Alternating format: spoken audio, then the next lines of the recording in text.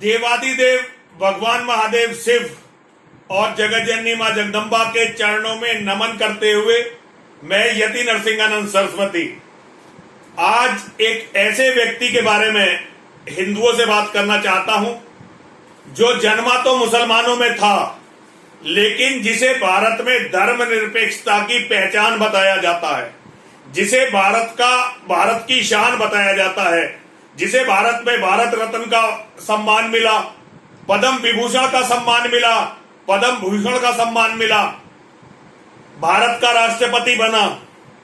आप समझ ही गए होंगे मैं डॉक्टर एपीजे अब्दुल कलाम के बारे में आज आप लोगों से कुछ बातें करना चाहता हूं, लेकिन उससे पहले जो मैं बातें आपसे करना चाहता हूं वो 10 जुलाई 2017 को सावन महीने का पहला सोमवार था।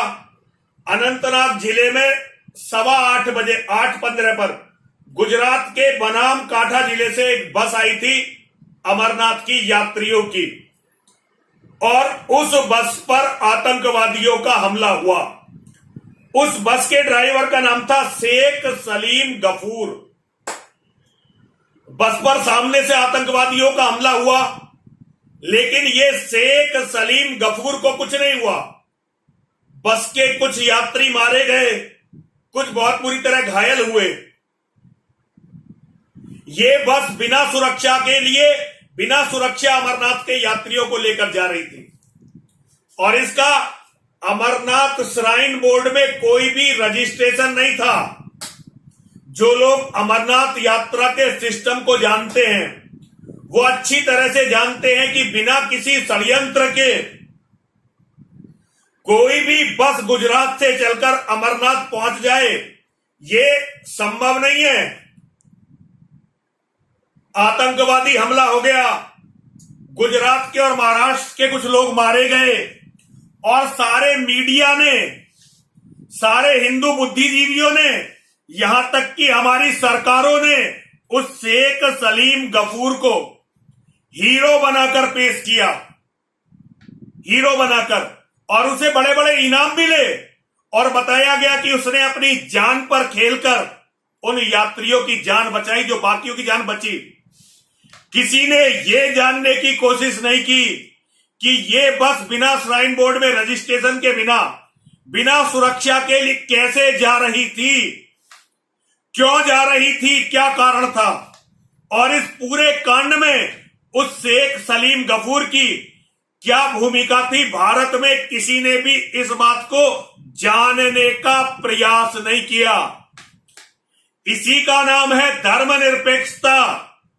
यदि ये ड्राइवर किसी जीवित कंट्री में होता, ऐसे देश में होता जहां की सरकारों में हौसला होता और वो अपने नागरिकों के जीवन की कीमत को जानती,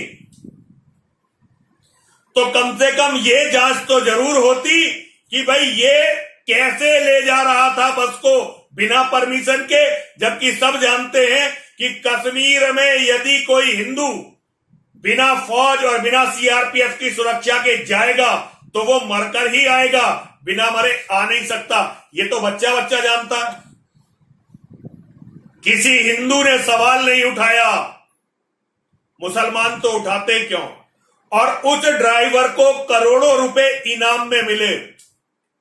धन्य है मेरे देश के हिंदू जो अपने कातिलों को सम्मानित करते हैं और उन्हें धर्मनिरपेक्षता की मिसाल बताते हैं। ऐसा ही मामला अब्दुल कलाम के साथ हुआ है इस देश में। मैं जानता हूं जब मैं ये वीडियो बना रहा हूं तो बहुत सारे लोग मुझे गाली देने के लिए तैयार बैठे होंगे, क्योंकि वो अब्दुल कलाम को भगवान से कम नहीं मानते। लेकिन उन मूर्खों को ये नहीं पता अब्दुल कलाम ने राष्ट्रपति भवन में एक सेल बनवाई थी। तुम जिसे धर्मनिरपेक्षता की मिसाल बताते हो ना, उस अब्दुल कलाम ने राष्ट्रपति भवन में, और ये आप आरटीआई से मालूम कर सकते हैं कि मैं सच बोल रहा हूं या झूठ बोल रहा हूं।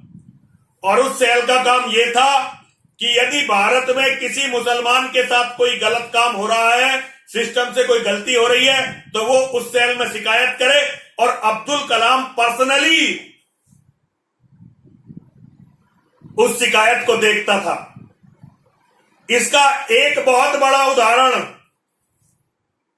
अफजल गुरु संसद पर हुए हमले का जो मुख्य षड्यंत्रकारी था, उसको जब फांसी की सजा हो गई तो वो ये नहीं चाहता था कि वो राष्ट्रपति को दया याचिका भेजे, क्योंकि उसे लगता था कि दया याचिका का कोई फायदा नहीं है।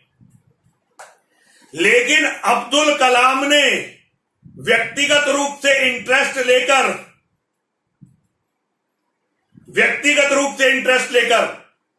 अफजल गुरु की पत्नी, उसकी मां और उसके बेटे को बुलाया अपने पास। ये ऑन रिकॉर्ड है, राष्ट्रपति भवन का रिकॉर्ड है, इसे मिटाया नहीं जा सकता।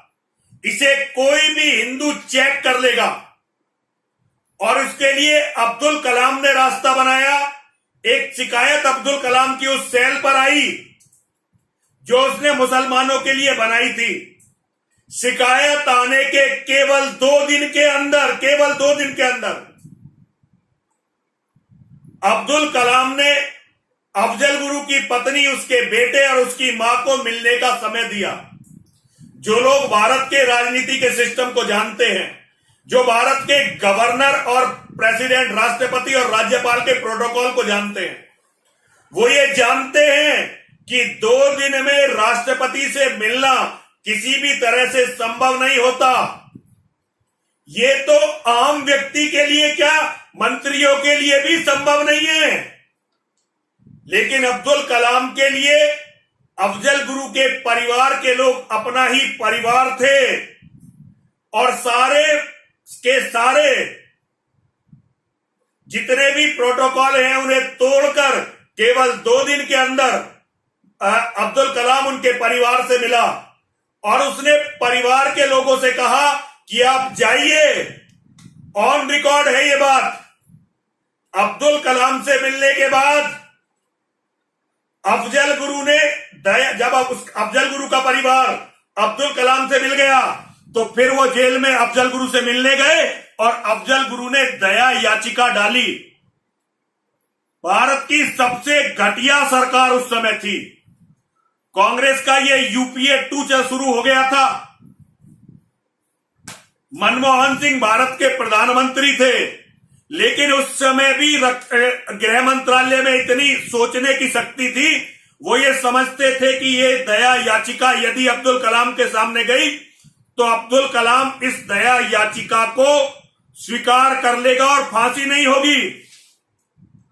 तो 2 साल तक गृह मंत्रालय ने, जब तक अब्दुल कलाम रिटायर नहीं हो गया, वो दया याचिका अब्दुल कलाम के सामने जाने नहीं दी। ये आधिकारिक चीजें बता रहा हूं आपको।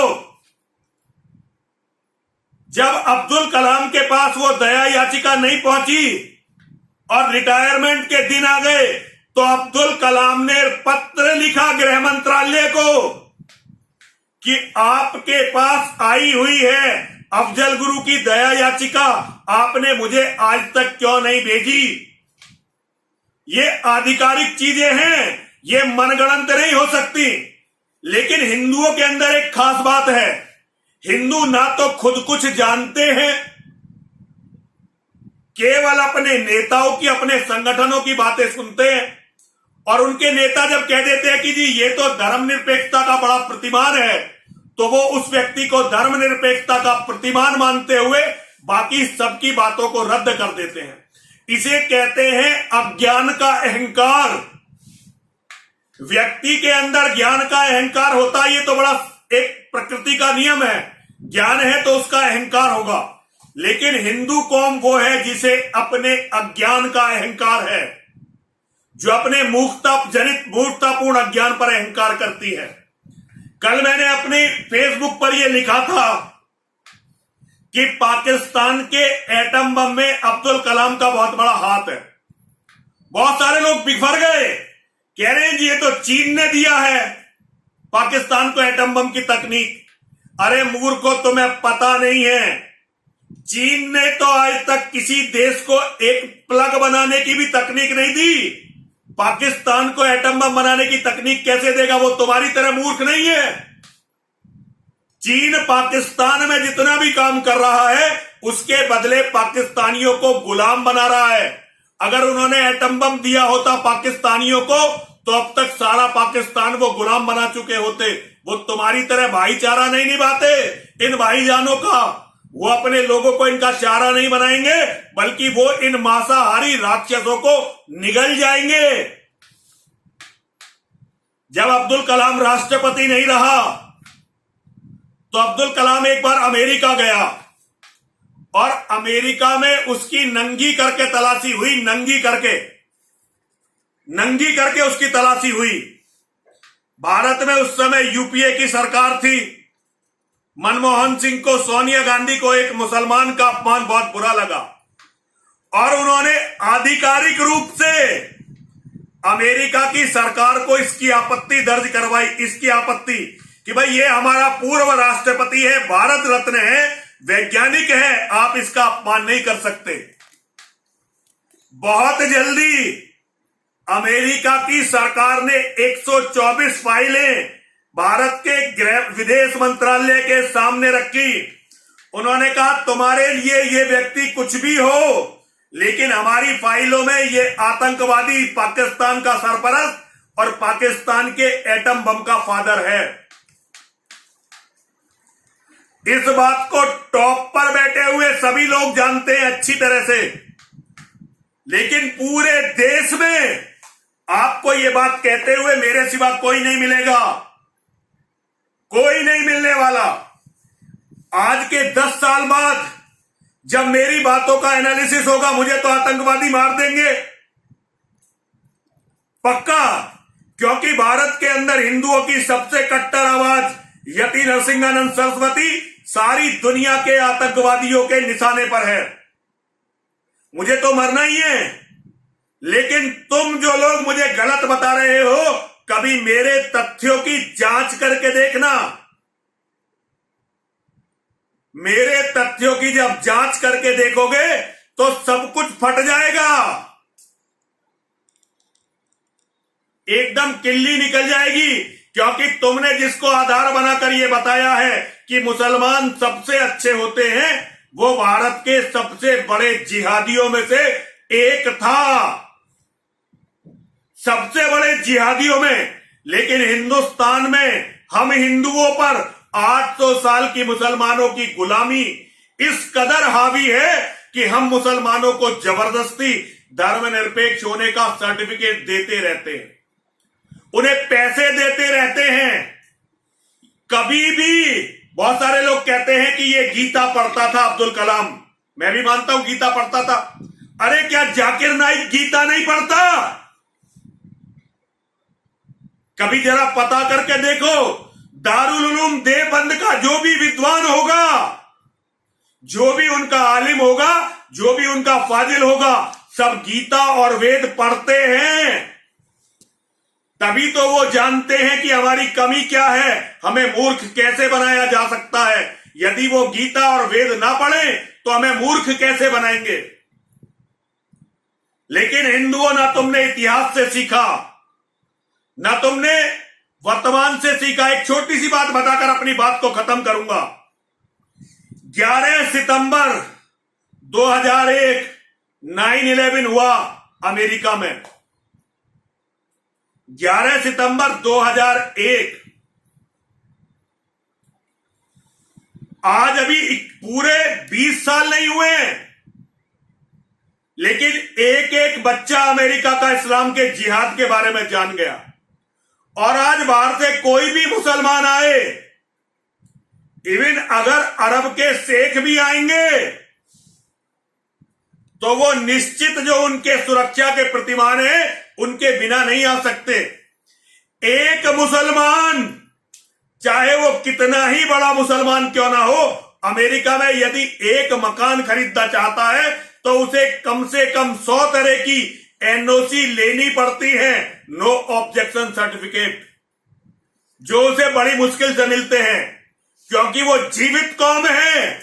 और उनका राष्ट्रपति डोनाल्ड ट्रंप आतंकवाद नहीं बोलता, इस्लामिक आतंकवाद बोलता है। लेकिन भारत में एक भी माई का लाल ऐसा नेता नहीं है जो इस्लामिक आतंकवाद बोलकर दिखा दे। तुम्हारे बहुत सारे नेता हैं जिन्हें तुमने अपने सिर पर चढ़ा रखा है, लेकिन वो सभी ये कहते हैं कि आतंकवाद का कोई धर्म नहीं होता, आतंकवाद का कोई मजहब नहीं होता। अमेरिका केवल 20 साल में जान गया, बल्कि कई साल पहले ट्रंप ने अपना पहला भाषण जब दिया था तो उसने इस्लामिक आतंकवाद शब्द को यूज किया था, इस्लामिक टेररिज्म। वो केवल एक आतंकवादी हमले के बाद जान गए कि इस्लाम का जिहाद क्या है। तुम 1400 साल में नहीं जाने। तुम्हारा कोई भी आदमी 2 गीता के श्लोक बोलकर मूर्ख बना सकता है, क्योंकि तुम ना गीता को जानते हो ना कुरान को जानते हो। मैं भारत के सभी कट्टर हिंदू कहने वाले लोगों से कहना चाहता हूं, तुम कट्टर हिंदू कम हो, पाखंडी ज्यादा हो। और ये अच्छी तरह से समझ लो, मुसलमान जो कुरान, कोई ऐसा दिन अब्दुल कलाम की जिंदगी में नहीं था जिस दिन अब्दुल कलाम ने नमाज ना पढ़ी हो। उसकी जीवनी को चेक कर लेना।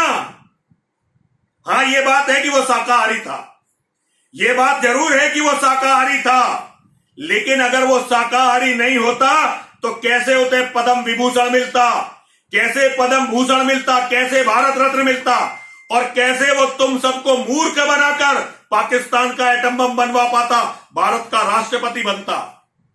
और एक बात और याद रखना, डीआरडीओ के जो वरिष्ठ वैज्ञानिक हो, जरा उनसे पता करना, इसरो के और डीआरडीओ के, जब इसका पूरा सभा पर था इसका रुतबा, कितने भारत के वैज्ञानिकों की निर्मम हत्याएं, जिनके केस नहीं चले, जिन पर देश में चर्चा नहीं हुई, कितनों की हत्याएं हुई हैं, जरा हिंदुओं से पता करना। और उसके बाद मुझे गाली देना। मुझे गाली देना तो स्वाभाविक है, क्योंकि मैंने उस कौम की आवाज उठाई है जो कौम सोई हुई नहीं है, जो कौम मर गई है और मरने के बाद जिसकी लाश भी सड़ रही है, बदबू मार रही है। आज सारे हिंदू उस बदबू मारती हुई लाश के कीड़े हैं, क्योंकि वो केवल अपनों को गाली दे सकते हैं, केवल अपनों से लड़ सकते हैं, और अपनों में भी उसमें जो उनके लिए लड़ते लड़ते मिट रहे हैं। वफादारी, धर्मनिष्ठा और अपने धर्म के प्रति समर्पण, ये इस कौम से खत्म होता जा रहा है। लेकिन फिर भी मेरे बच्चे, मेरे शिष्य जो मुझ पर विश्वास करते हैं, जो मेरी बात मानते हैं, एक दिन देखना हिंदुओं, वो विजय प्राप्त करेंगे और सारी परिस्थितियों को बदल देंगे।